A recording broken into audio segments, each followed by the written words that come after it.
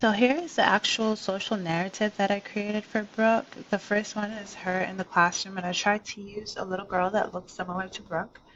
Um, it says, "My name is Brooke. I get angry when I ask to do classroom work." The second part says, "When I get angry, I kick, hit, punch, and bite my teacher." The second one is, "When I get angry, I take a deep breath, and then when I get angry, I should use my talker to ask for a break."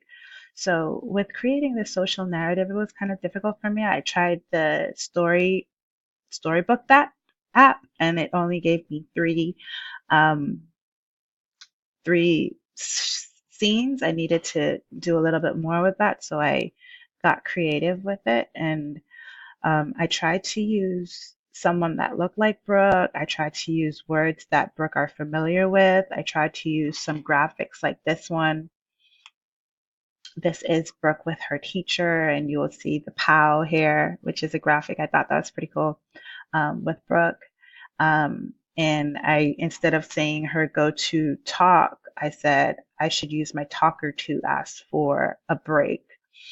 Um, so I thought this was really resourceful, and it was a little bit more difficult than I thought, but it came up pretty well.